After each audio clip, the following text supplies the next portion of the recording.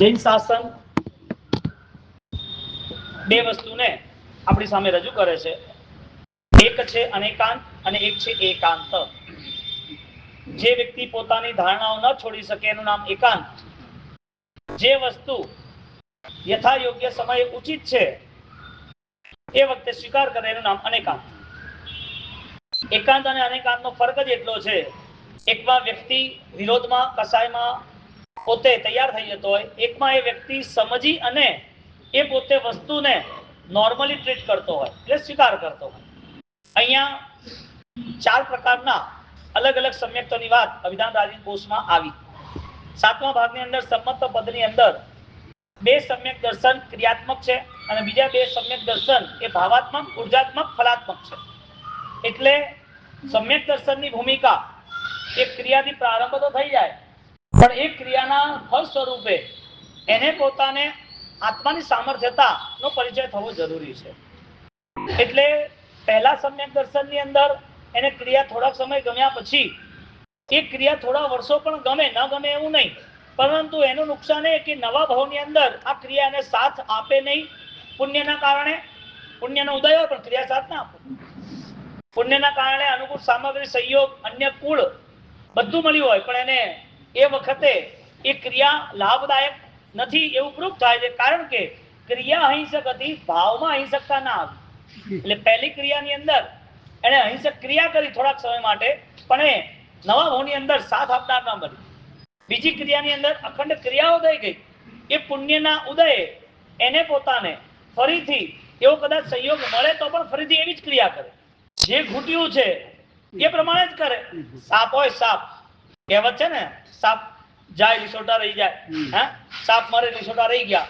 એટલે લીસોટો જે હોય એનો જે આકાર હોય, એની જે ત્યાં પર છાપ હોય, એ છાપ કેવી હોય, કઈ સાપના આકાર જેવી હોય, કે વધારે મોટી ના હોય.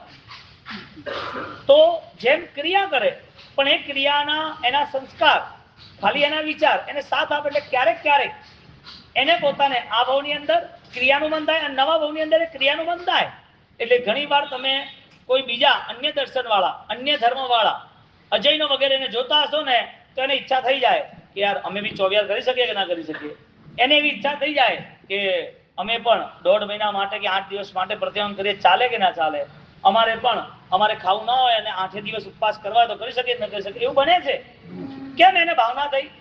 એ તો કુલથી જૈન નથી, એને સંસ્કાર એવા અહિંસક મળ્યા નથી, એને પોતાને આવો કોઈ એવો લાંબા સમય સુધી પરિચય બી નતો, પરંતુ જેવો પરિચય થયો તરત એને એવી ઈચ્છાથી મારે આ કરવું છે.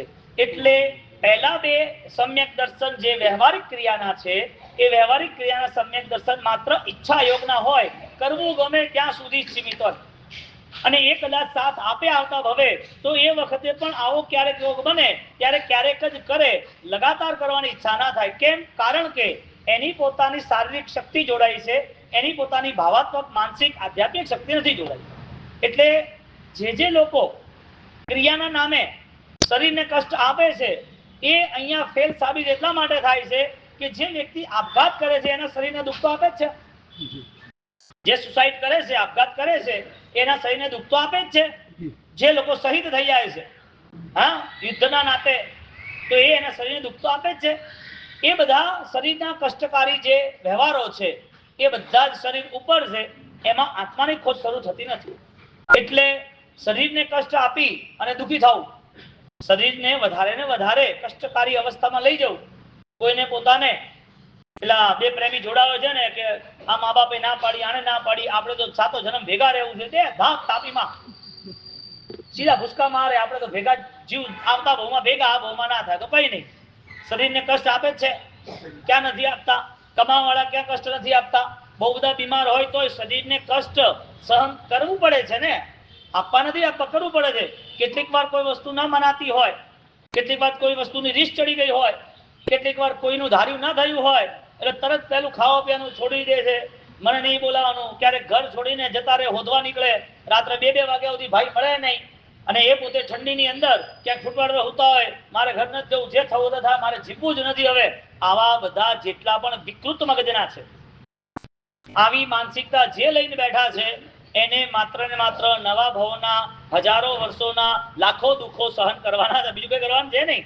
પરિસ્થિતિ એ બને છે અહીંયા કે જ્યારે જીવ પોતે ક્રિયાત્મક ધર્મ સાથે જોડાય છે ત્યારે એક ક્રિયાત્મક ધર્મ સાથે જોડાવાની સાથે એની આરાધનાઓમાં એ પોતે બળવાન નથી બની શકતો.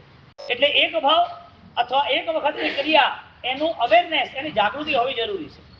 જો આ ક્રિયા પછી આપણે પોતે જૈન દર્શનને ન સમજી શક્યા તો ક્રિયા કરવી ગમે છે એટલું એકાંત આવી જાય તો અનેકાંત નહીં પકડી શકે. અને અનેકાંત એમ કે છે કે ક્વોલિટી મેન્ટેન થાય છે.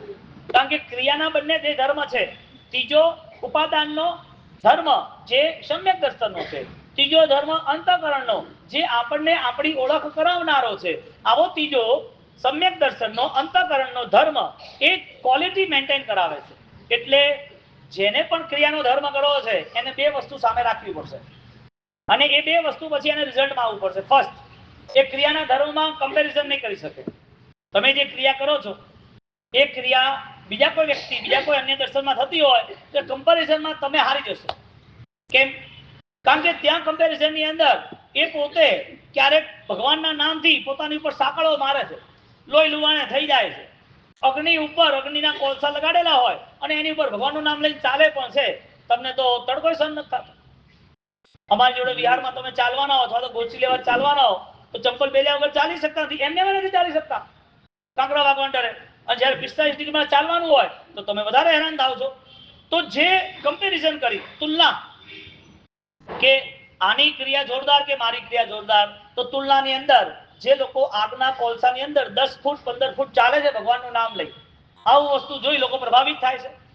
જે લોકો ઓલરેડી પોતાના ઉપર સાંકળો મારે અને ભગવાનનું નામ લે, પોતાના ઉપર તલવારો એ મારતા જાય અને ભગવાનનું નામ લે અને એ ભગવાનના નામમાં લોહી લુહાણ બી થઈ જાય તો બી એ વસ્તુઓ પ્રભાવક લાગે છે. તમને ક્રિયામાં ક્યારે લોહી નીકળ્યું? ખમા શું દેતા ઢાંકણીઓ ક્યાં બહાર આવી ગઈ? તમે કાવસક કરો છો ક્યારે પીગળી ગયા?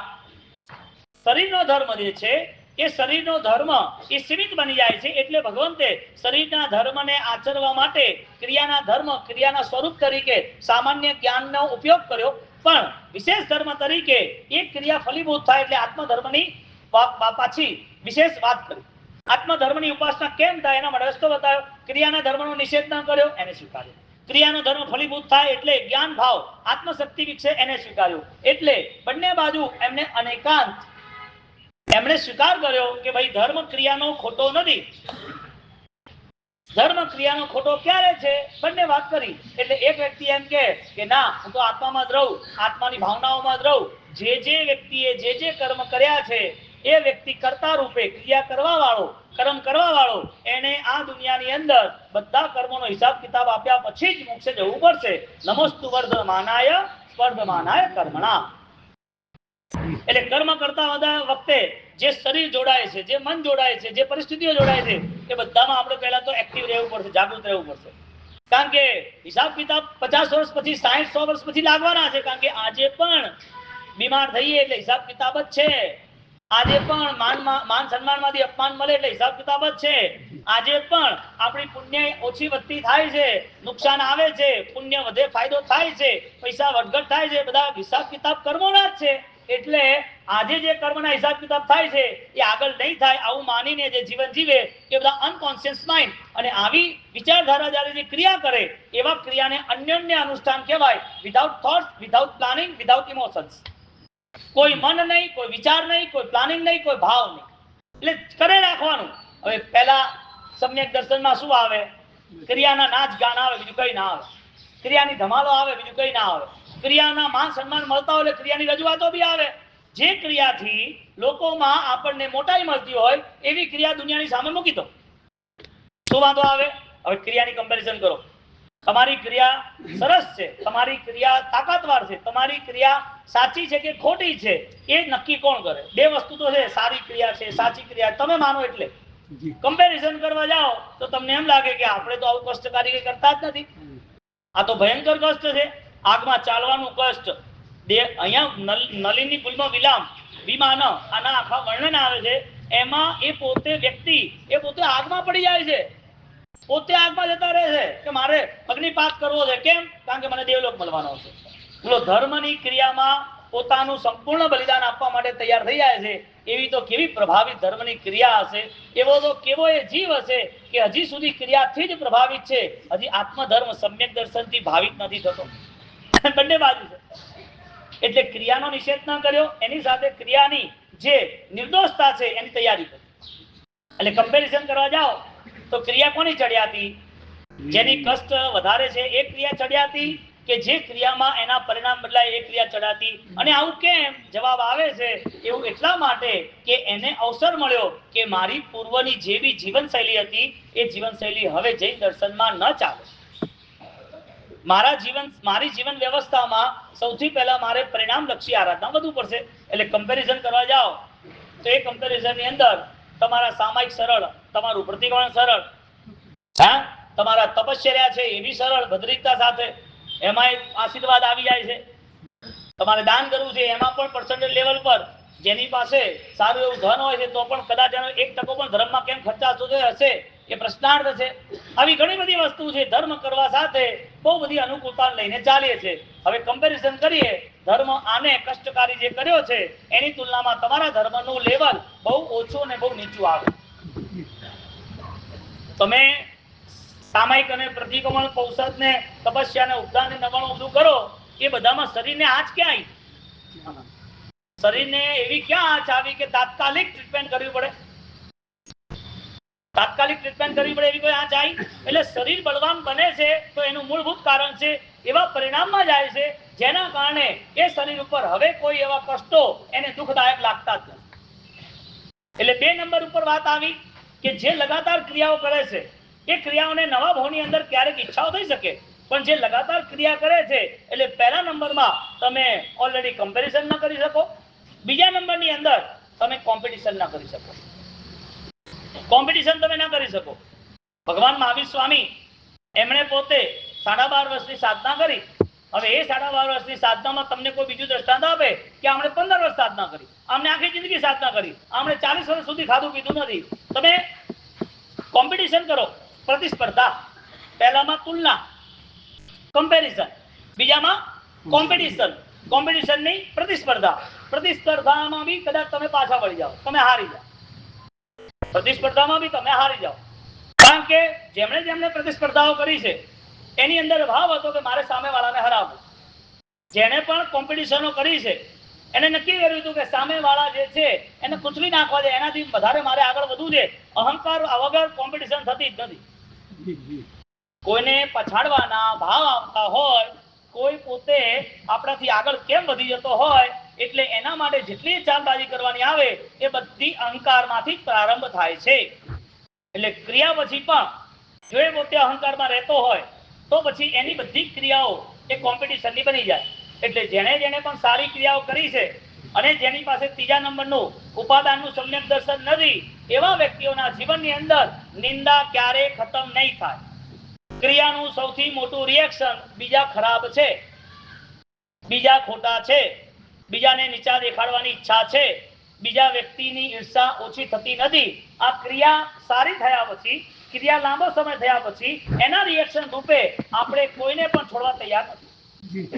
એટલે બીજા સમ્યક દર્શનમાં ક્રિયા સારી થાય પણ મન સારું છે કે નહીં એ તપાસવામાં એ પોતે કૂણો ઉતરે, એટલે કે ઝાંખો પડે, નબળો પડે.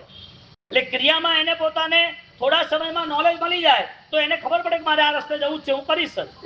પણ એ ક્રિયા પછી જ્યારે એને જૈન દર્શનની અંદર પ્રવેશ કરવાની વાત આવે, ત્રીજા સમ્યક દર્શનની, ત્યાં ભલભલા હારી જાય છે. એટલે કોમ્પિટિશનની અંદર તમે ક્રિયા કરવા જાઓ તો કોઈ બોલે આ જો અહીંયા મેં દેવને ઉતારી દીધા, આ જો મેં ચમત્કાર કરી દીધા. આવું થયું છે દાદા બધે રાઈન્સ્ટ્રી મહારાજ જોડે. આવું રાઈન્સ્ટ્રી મહારાજ જોડે જોયું છે. ઉદયપુરની અંદર ગુરુ મહારાજ એમને પોતે હજી યતિ પરંપરામાં હતા, એટલે કે કિરોધાર પ્રારંભ કર્યો હતો અને રાજાનું કર્તવ્ય બનતું હતું કે ગમે તેમ કરી અને અમારે માન સન્માન કરવા. અમારું કર્તવ્ય છે કે ભગવંત આયા છે તો માન સન્માન કરવા. જનરલ માણસો તો કરે, પણ અહીંયા રાજા મહારાજા એને પોતે નક્કી કર્યું, એટલે રાણા એને પોતે દાદા ગુરુદેવ રાયન્સ્ટ્રી મહારાજનું સન્માન કર્યું. ચાંદીની પાલખી, છત્ર, છડી, મોટા સરસ મજાના માન સન્માન સાથે એમને લઈને ચાલ્યા. અને લઈને ચાલ્યા પછી એમણે વિચાર કર્યો કે આ તો એક સાધુ છે, નબળું દુબળું શરીર છે, કોઈ એવું કઈ દેખાતું તો છે નહીં ખાસ વિશેષ તો. તો પછી અમારે રાજાઓને એને પગે કેમ પડવું? આખી દુનિયા તો અમને પગે પડે. બધા ઓલરેડી અમને સલામ કરે, અમને પૂજા કરે, અમારું માને, અમારો અધિકાર છે, અમે ઓર્ડર કરો એ રીતે એના જીવનની અંદર કે એને જે કંઈ કર્યું હોય એ પ્રમાણે અમે સંચાલન કરીએ ઓર્ડર પ્રમાણે. તો પછી આને અમારે માનવા કેમ? એટલે ગુરુ મહારાજનું સામય પતી ગયું અને સામૈયા પત્યા પછી એ પોતે રાજા આવીને બેઠા. કોમ્પિટિશનની વાત ચાલે છે. રાજા આવીને બેઠા. રાજન કે સાહેબ ખોટું ના લગાડશો, મારે એક વાત કરવી છે. એ કે બોલ, શું વાત કરવી છે? એ કે મને એ જણાવો કે આપમાં એવું કયું બળ છે જેના કારણે અમારે પરંપરાથી આપ બધાની ભક્તિ કરવાની? એ કે ભાઈ હવે બળ તો કોઈ દેખાડવાની વાત હોતી નથી. જેને દર્શન કરવું હોય પ્રદર્શનમાં ના હોય, જેને પ્રદર્શન કરવું હોય એનું દર્શન અલગ હોય. એમ અહીંયા રાજાને પૂછે છે, રાજા પૂછે છે એટલે ગુરુ મહારાજ કહે છે કે ભાઈ થોડો ગંભીર બન, આવી બધી વાતો હોય નહીં. અને પ્રતિભા જે હોય એ કોઈ દેખાડવા માટે ના હોય. કોઈ સામર્થ્ય હોય કોઈ ચમત્કારો માટે, કોઈને પ્રભાવિત કરવા માટે, કોઈને ફસાવવા માટે હોતું નથી. એ સારા કામમાં લાગે, લોકોનું હિત થાય અને ગુપ્ત રહે, એ બહુ જરૂરી છે. ગુપ્તતાથી બધું થાય એ જરૂરી છે. આવા પ્રતાપી ગુરુદેવ એ પોતે એ વખતે ક્રિયોદ્ધાર હજી નતો થયો ત્યારની વાત છે. સ્ટાર્ટિંગના સમયની અંદર જ્યારે રાણકપુરથી અંબિકા દેવી હાજર થઈ અને એમને પોતાને સંદેશ આપ્યો કે તમારું કાર્ય સફળ થવાનું જ છે, એવી અરમની સાધનાનું ફળ દેવી દેવતા આવી અને એમને કહી જાય કે સાહેબ તમે જે ધાર્યું છે એમાં કોઈ રૂકાવટ નહીં આવે. હવે પોતાની શ્રદ્ધા તો આર્યન પ્રત્યે જ હતી. આ બાજુ જ્યારે રાજા પૂછે છે ત્યારે રાજા કહે છે તારે શું જાણવું છે? બોલ, તારે કયા બળથી પરિચિત થવું છે? તું કે તને અમે તપ બતાવીએ, તને જ્ઞાન બતાવીએ, તને અમારા આરાધનાના નિયમો બતાવીએ, તારે શું જોઈએ કે એવું બધું કશું નહીં, મને કોઈ ચમત્કાર બતાવો, મને કોઈ ચમત્કાર બતાવો અને તમારી આંતરિક શક્તિ છે એનો પરિચય કરાવો. એ કહે છે ક્યારે પણ છે ને ભગવંતોના કુળ અને મૂળ ક્યારે પૂછવાના હોય નહીં. ભગવંતોના કુળ અને મૂળ ક્યારે પૂછવાના ના હોય. એની સાધના જે મૂળમાં છે એ કરે રાખે. આ બધું દેખાય નહીં અને જે સમજે એને દેખાય પણ એ બોલે નહીં. એટલે જે જ્ઞાનીનો સંયોગ મળે, કેવો સપેલો એક દુહો આવે છે ને, જ્ઞાની સે જ્ઞાની મળે કરે જ્ઞાન કી બાત. આવી રીતે જ્ઞાનની વાતોમાં એ જોડાઈ જાય. આગળનું હું નથી બોલતો, તમે વિચારવાનું નહીં. અહીંયા આગળની વાત થાય કે જ્યારે જ્યારે પણ એવા જ્ઞાની પુરુષો મળે, એવા જ્ઞાની વ્યક્તિઓ મળે, ત્યારે એમના વિચારો, એમની નજરો, એમના વ્યવહારો એ એના માટે ચર્ચા એટલે કે વિચારણાનું વાતાવરણ બની જાય છે. એટલે વધારે કોઈ ડિસ્કશન હોતી જ નથી. જ્ઞાનીઓનો યોગ જ એટલો વિશિષ્ટ હોય છે કે જેના કારણે એમની સમજણ ઈશારાથી ખતમ થાય છે. ઈશારા સાથે એમનું મિલન થઈ જાય છે. અને આ પૂછવા ગયા રાજા કે ના, મને તો આપ ગમે તેમ કરીને જણાવો કે આપનામાં એનર્જી શું છે, પાવર શું છે? તો કે કઈ વાંધો નહીં, ચલ ભાઈ તું પણ આવી જા, બોલ તારે શું જાણવું છે? રાજા મોટો હતો, 50 વર્ષની ઉંમર હતી. એ કે મારે દાદીની દાદી ક્યાં છે? કે આ બધું જાણી તું શું કરીશ?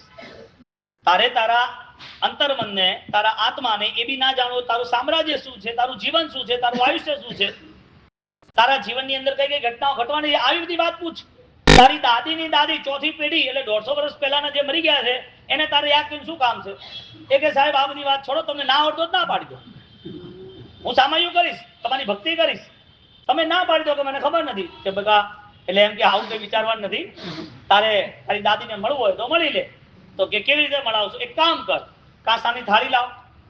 કાંસાની થાળીની અંદર અષ્ટગંધી જે ગુરુદેવે વાસ્કેટ બનાવ્યો હતો એ વાસ્કેટથી એમણે યંત્ર લખ્યું. યંત્ર અરહમનું લખ્યા પછી એ કહે છે કે લે ભાઈ આ તું રાખ અને આનાથી તું થાળી વગાડ અને તારી દાદીનું જે નામ છે તું નામ બોલ. એ તો થાળી વગાડી દાદીનું નામ બોલ્યું એટલે બાજુમાં એક ધૂણવા માંડ્યો. ભાઈ એના પરિવાર વાળો ધૂણવા માંડ્યો. એ ધૂણવા માંડ્યો એટલે એને કીધું કે આવા ડ્રામા તો ઘણા જોયા. રાજા શું બોલે? આવા ડ્રામા તો ઘણા જોયા. કોઈ આવે ને ધૂણે ને વાતો કરે ને એમાં પ્રભાવિત. આ બધું અમારું કામ છે જ નહીં. જે લોકો સામાન્ય છે એને આવી બધી વસ્તુથી પ્રભાવિત થવાનું થાય. જેની પાસે સમ્યક જ્ઞાન નથી, જેને સંસારની લોભ લાલચ વધારે પકડી રાખ્યા છે, એવા બધા આવા ચમત્કાર અંધશ્રદ્ધાઓથી પ્રભાવિત થાય. અહીંયા અમારા માટે એવું કઈ નથી. તમે તો કોઈ એવા પ્રભાવિત નહીં થતા હો તો વાત છે કે ભાઈ આવું હોય તો આપણે પ્રભાવિત થવાની જગ્યા નહીં. અહીંયા ગુરુ મહારાજે એને કીધું તને આ બધું તને હંબક લાગતું હોય, ખોટું લાગતું હોય તો બીજી વાત કર. તો કે ના, મને તમે પહેલા જણાવો કે આ જે છે એ કોણ છે? તો કે તું જ પૂછી લે ને, એક કામ કર ને. એટલે એમને ઓર્ડર કરે છે એ કે આના પ્રશ્નોના જવાબ આલો. એટલે સામે પેલો પ્રશ્ન પૂછે છે કે દાદી તમારું નામ શું છે? એ કે તારે મારું નામ પૂછવું કે કામે પૂછવું છે? મારું નામ આ છે, આગળની પરિવારની પેઢી આ છે, વસ્તુ અહીંયા પડી હતી, આ મેં સાચવ્યું હતું. 10 વસ્તુ રાજમહેલની બધી એને કહી દે. અને હજી તારે જાણવું હોય તો તારા પીઠમાં તલ છે, આવી બધી અલગ અલગ અલગ વસ્તુ એને કહી દે છે. અને કીધા પછી પણ હજી એને ઈચ્છા નથી થતી તો કે ચલ રાજમહેલમાં તને લઈ જાઉં, હજી સુધી રાજાનો મહેલ, એનો ખજાનો, એનો નકશો, એ ક્યાં ક્યાં શું છે એ બી તને કહી દઉં.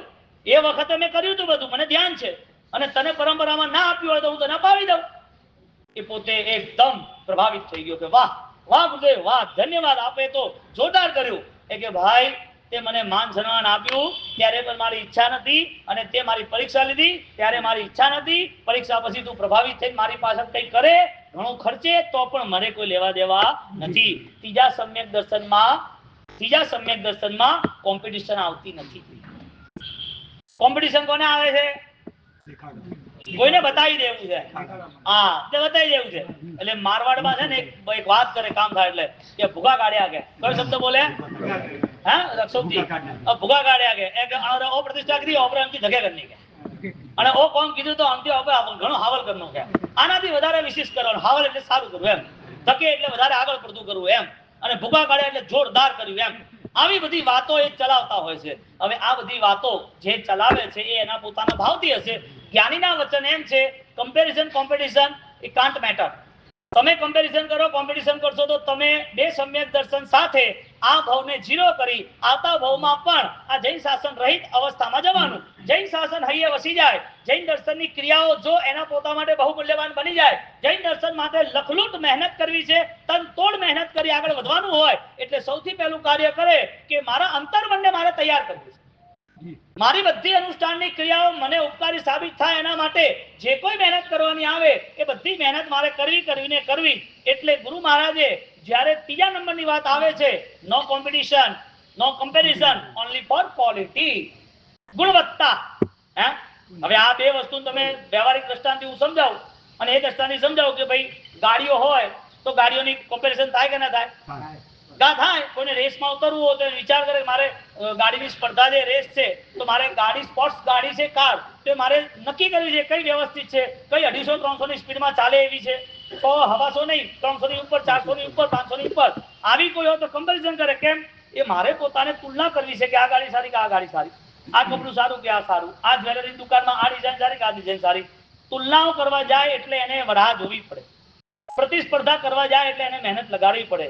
આ બેની અંદર ક્વોલિટી આવતી નથી. ક્વોલિટી કરવાની હોય એટલે એને અંદર ઉતરી શાંતિથી એના પોતાના માટે એનો પુરુષાર્થ સાબિત કરવો પડે. એને સાબિત કરવું છે ને, બહારની દુનિયાનું ને અંદરની દુનિયાનું. એટલે માર્ક કરજો, બહુ મહત્વની વસ્તુ, જ્યાં ક્વોલિટી છે ને તે એડવર્ટાઇઝ નથી. જ્યાં ક્વોલિટી છે ત્યાં કોઈ પ્રકારની જાહેરાતોને એડવર્ટાઇઝ નથી. એટલે છે ને ઘણી વખત તમે વિચાર કરજો, ન્યૂઝપેપરની અંદર રોલ્સ રોયની જાહેરાતો ના આવે, રાડો ઘડિયાળ 5-5 કરોડની આવે એની જાહેરાતો ના આવે. કેમ ન્યૂઝપેપર વાળો જાહેરાત ના કરે? કારણ શું? અરે કે જે બિઝનેસમેન માણસો છે એ 10 કરોડની ગાડી અને ઘડિયાળ લેવાનો છે, એ આવા ટાઈમ બગાડવાનો? જાહેરાતો વાંચવાના ટાઈમ બગાડે માણસ. એ જાહેરાત વાંચવા જાય ત્યાં તો એનું કાઉન્ટડાઉન શરૂ થઈ ગયું પૈસા કમાવાનું. એટલે સંપન્ન વ્યક્તિઓ જે છે, જ્ઞાન સંપન્ન, એ એનો પોતાનો ટાઈમ એટલે કે એનો સમય, એની ઉર્જા, એની પોતાની આધ્યાત્મિકતા એ ક્યાંય વેસ્ટ ના કરે. એટલે જેને પોતાને ઘણો સમય સામાન્ય વસ્તુમાં આપવો પડતો હોય એટલે એનું બધાનું નિષ્ફળતાનું કારણ પોતે જ છે. એટલે આજે જે નિષ્ફળ છે આગે નિષ્ફળ નહીં હોય એવું કઈ રીતે કહેવાય? આજે જે સફળ થઈ જાય એની સફળતાને કોણ રોકી શકે? એટલે ત્રણેય વસ્તુની અંદર ક્વોલિટી જેને મેન્ટેન કરી છે એ ક્વોલિટી મેન્ટેનમાં ગુરુ મહારાજે એમને કહી દીધું, ભાઈ આ બધી વસ્તુની તારે વિચારધારા કરવાની જરૂરત નથી. આ બધું વસ્તુ એ બહુ મહત્વની બનતી પણ નથી. કોઈ ચમત્કારના કારણે આવી બી જાય કોઈ દેવી દેવતા તો વધારે શું? ગૌતમ સ્વામી જોડે આટલી વિદ્યાશક્તિ હતી, અને પ્રભુ મહાવીરના ચરણોમાં પણ જ્યારે એમના જન્મ વખતે કરોડો દેવી દેવતાના અભિષેક માટે આવી જતા હોય તો એ પરમાત્મા મહાવીરને એનાથી શું? તમને એક જ વાત સિમ્પલ પૂછીએ કે કોઈ તમારા પરિવારમાં તમારા ભાઈ અથવા તમારા જમાઈ અથવા તમારા સસરા કોઈ પણ હોય, એની પાસે 50,000 કરોડ રૂપિયા છે, તમારું સ્વાભિમાન હોય તો 1 રૂપિયો તમે ના લો. તમારું સ્વાભિમાન હોય તમે 1 રૂપિયો ના લો. એની જોડે છે, સારી વાત છે, પરમાત્માની કૃપા છે, સારું કામ કરે, ધન્યવાદ છે. એની જોડે છે, એમાં તમારું શું મહત્વ? એટલે જે ક્વોલિટી મેન્ટેન કરે ને એ બને ત્યાં સુધી પ્રભાવિત નથી થતો, ભાવિત. એટલે ક્રિયાનું જે કમ્પેરિઝન, ક્રિયાનું જે કોમ્પિટિશન સ્તર છે એ સ્તરને ખતમ કરી નાખે. ત્રીજા સમ્યક દર્શનની અંદર એ પોતે ક્વોલિટી મેન્ટેન કરે, અને આવી ક્વોલિટી જેણે મેન્ટેન કરી છે એને પોતાને ક્યાંય પણ કોઈ પણ જગ્યાએ થોડીક તકલીફ પરેશાની આવે પણ ક્યાંય પણ એ હારે નહીં, પરાજિત ના થાય. પરેશાની સહન કરી લે, પરાજિત થવાની જગ્યા જ નથી. એટલે જ્યાં જ્યાં પણ જેને પોતે સદ્ધર્મ અપનાવ્યો છે, કારણ કે તપમાં, શરીરના કષ્ટમાં તમે એની કમ્પેરિઝન નહીં કરી શકો. તમે તુલના કરવાની દ્રષ્ટિથી પણ પાછા પડશો, પ્રતિસ્પર્ધાની દ્રષ્ટિથી પાછા પડશો. હવે ક્વોલિટીની વાત આવે તો ક્વોલિટીની સ્તર વધી જાય છે કે એને પોતાને પોતાના આત્માને માનવા સાથે પરમાત્માને માનવા પડશે. અનેકાંત આવ્યો પાછો. જે શરૂઆતમાં આપણે વાત કરી હતી, જૈન દર્શન અનેકાંતને માને છે, એ અનેકાંત દ્રષ્ટિથી આત્માને માનવા સાથે પરમાત્માને માનવા સાથે એને ક્યાંય કોઈ જગ્યાએ વ્યવહારનો નિષેધ નથી કર્યો. જે માણસ એ પોતે એને બીમારી હોય તો બીમારી હોય એટલે એકલી દવા લેવાની કે દવા સાથે ભોજન લેવાનું? દવા સાથે ભોજન લેવાનું, પણ કયું ભોજન લેવાનું? જે એની બીમારીને ખતમ કરે. એટલે દવા લે અને ભોજન એ બરોબર ના લે તો દવા શું કરવાની? એમ નિશ્ચય અને વ્યવહાર સાથે ચાલે છે. જૈન દર્શનની અંદર નિશ્ચય દ્રષ્ટિ હૃદય દરીજી પાળે જે વ્યવહાર, નિશ્ચય વ્યવહાર સાથે ચાલે છે. એ નિશ્ચય વ્યવહારના કારણે તત્વ સૂત્રમાં સૂત્ર મૂકી દીધું, જ્ઞાન અને ક્રિયા બે મોક્ષ. એકલું જ્ઞાન નહીં, એકલી ક્રિયા નહીં. એટલે અનેકાંત આવી ગયો. એટલે કે બંને વસ્તુને સ્વીકારવાની વસ્તુ આવી ગઈ, બંને વસ્તુ આવી ગઈ. આ ભગવાનનું ફૂલ છે, એ ભગવાનનું ફૂલ કોઈ દૂરથી જોવે તો કે હીરા જેવું છે, પેલો કહે કે હોના જેવું છે, પેલો કહે કે કમળ જેવું છે, હા, પેલો કહે કે ના ના, કે આ તો બધું ડુપ્લિકેટ કાચ જેવું છે. બધા સાચા કે ખોટા? દૂરથી જોવે એટલે સાચા, બધા સાચા. નજીક આવીને જોવે તો એને ખબર પડે, અરે રે આ મેં તો ભૂલ કરી નાખી. એક નાનપણમાં પેલું હાથીનો દ્રષ્ટાંત આવે છે ને અનેકાંતનું.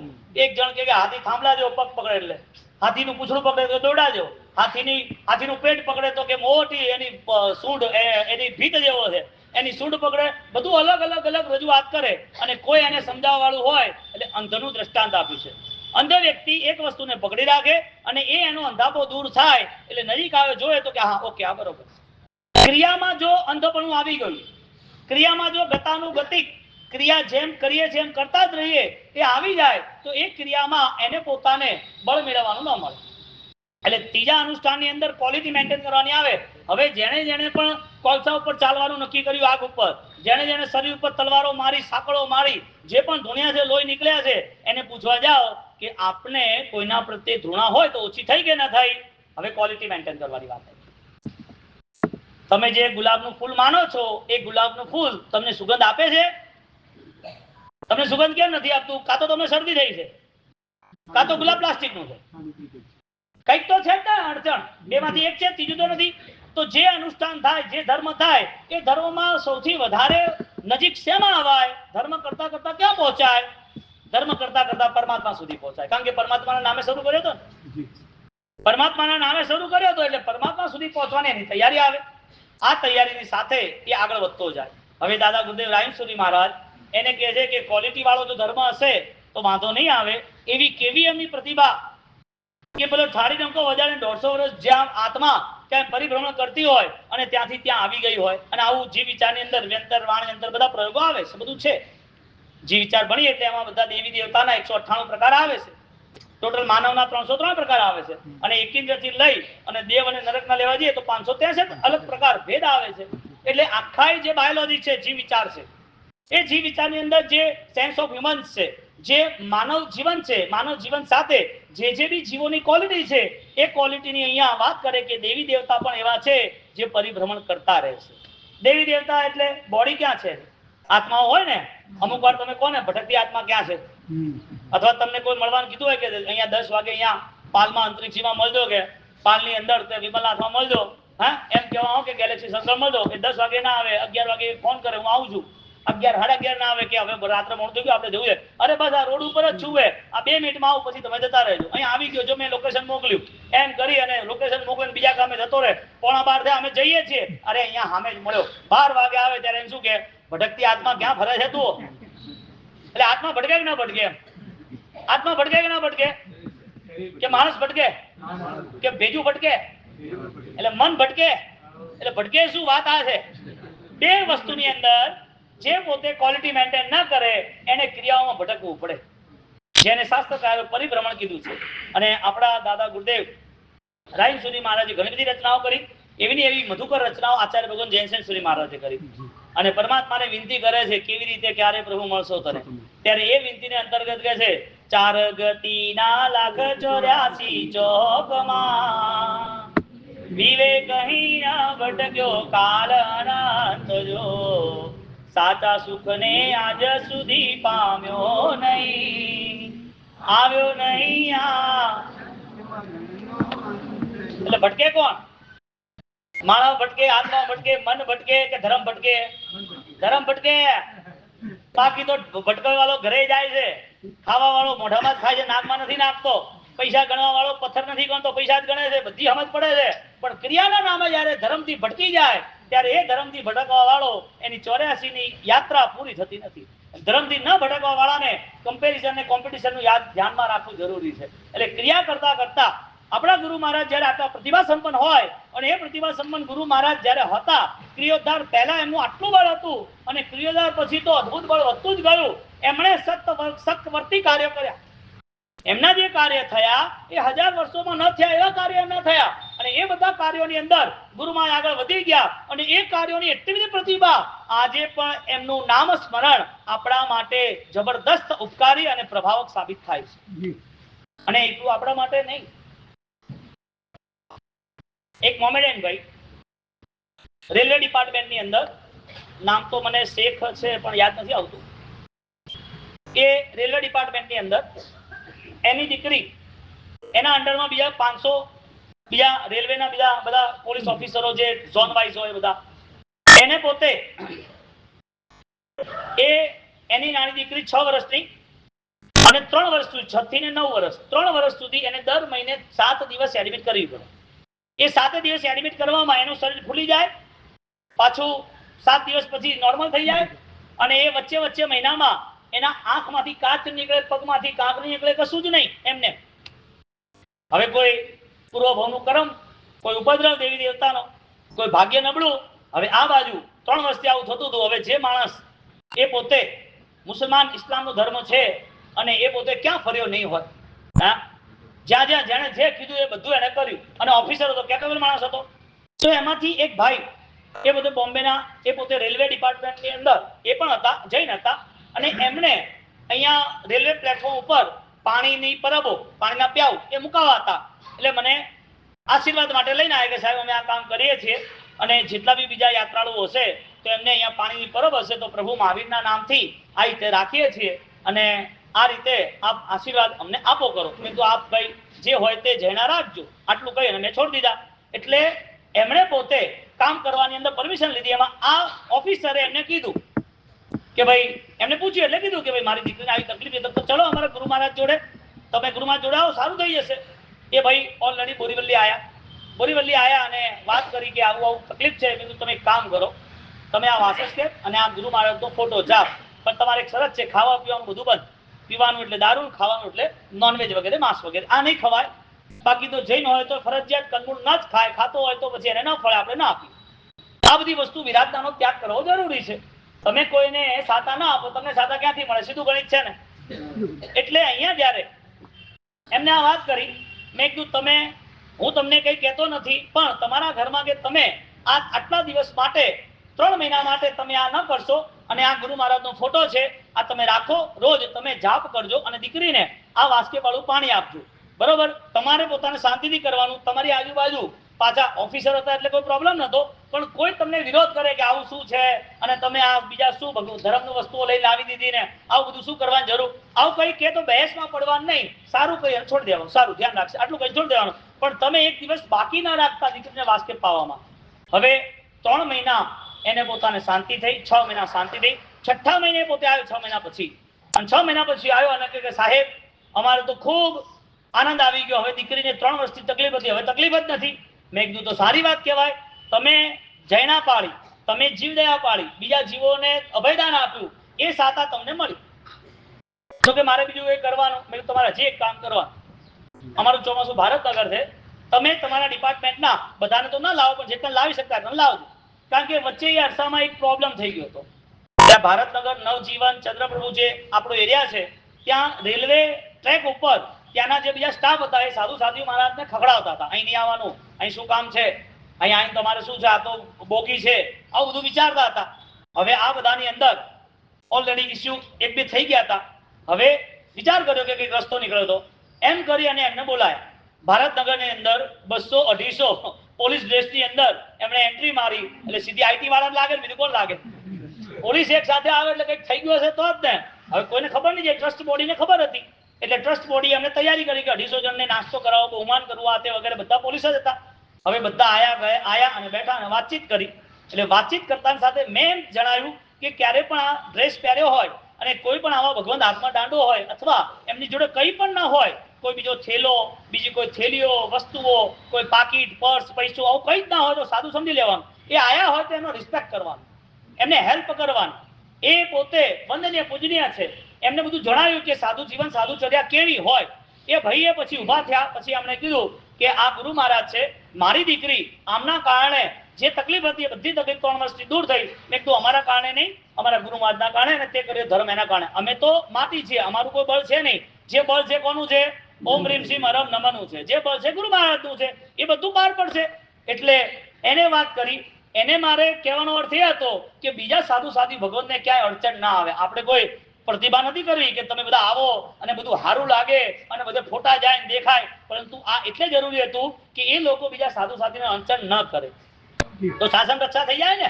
એટલા માટે કરી અને એમને બોલાયા. એ 200-250 ને લીગલી આપણે આ જાપના કાર્ડ, ફોટો, મેં કીધું તમારે ગુરુ મહારાજનો ભગવાનનો ફોટો શક્ય હોય તો તમારા ઘરની એન્ટ્રીની બહાર રાખજો. એમાં એક અરિહંત એટલે કે સિમંદર સ્વામીનું નાનું યંત્ર છે. તમને રક્ષા કવચ, તમને આંચ નહીં આવે, બધું સરસ થશે. એ ભાઈ મોમેડિયન હોય અને ઓમ રીમ સિમ હરમ નમનો જાપ કરતો હોય અને એની દીકરીને વાસ્કેપાઈ, એની દીકરી એક માળા ગણતી હોય અને એના મૂળથી રોગ ખતમ થઈ જાય. આ બાજુ 3 વર્ષની લાખો રૂપિયા ખર્ચ્યા પછીની વિધિ વિધાનો અને એ બધાથી એને સાતા ન મળે અને હરમથી સાતા મળે, એવો કેવો પ્રભાવ ઓમ રીમ સિમ હરમ નમનો હશે. અને આગળ વધીને પણ એવા કેવા પ્રતાપી ગુરુ મહારાજ કે એ વ્યક્તિ ખાલી 50 વર્ષની ઉંમરે પણ એ નામ સ્મરણ કરે તો ગુરુ મહારાજ હાજરા હાજર કેવા તને સાથ દે. જા આપણે બધાએ 36 ઉપવાસમાં જે પુણ્યશાળી કાલે 150 જણ આયા હતા અત્તવાયણામાં, એક પણ વ્યક્તિએ ઓલરેડી હું પાણી અભિમંત્રણ કરીને આપી દઈશ. એક પણ વ્યક્તિએ મને કીધા વગર ક્યાંય પણ પાણું તો નથી કરવાનું, પણ છત્રી પછી જે લોકો ઘરમાં રહી ગયા અને 30માં જોડી દેજો. આજથી 36 ઉપવાસનો પ્રારંભ થાય છે. એટલે હવે આગળ 6 દાડા પછી કોઈ આખું પાછું હોય, થોડી ઈચ્છાઓ થઈ હોય એટલે બહાર તો કોઈ ના નીકળે, પણ જે નવા છે એને 30માં જોડી દેજો પાછા. કારણ કે 30માં નહીં જોડાય તો છેલ્લે મારી મચરીને અને 10માં ને 8માં તો બેહાડી દેવાનો છે. હા, એ તો સીધી વાત છે ને. ઘરે ઘરે અઠાઈ જોઈએ આપણે. આપણા અહીંયા 5000 ઘર છે, 1008 અઠાઈઓ થઈ જાય. હા. આપણા ગુરુ મહારાજની મહિમા વધી. આનંદ કેવો અપરંપાર આવે. આપણે શું કરવા પાછળ રહેવું? જો એ મોમેડિયનને સાથ મળતો હોય, કાલે પેલા ભાઈ ખતરગત છે એનું કદાચ તમારા આજે વિડીયો આવી જશે, એનો સાથ મળતો હોય તો તમે તો બાપુ જન્મથી આ ગુરુ મહારાજને સ્વીકાર્યા છે. આ ગુરુ મહારાજનો ફોટો પડી જાય તમારો જીવ કપાઈ જાય.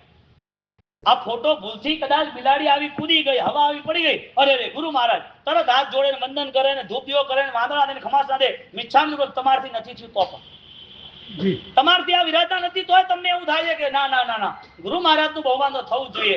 આપણે સૌએ ઓલરેડી 36 ઉપવાસની અંદર જે પુણ્યશાળીઓ જોડાયા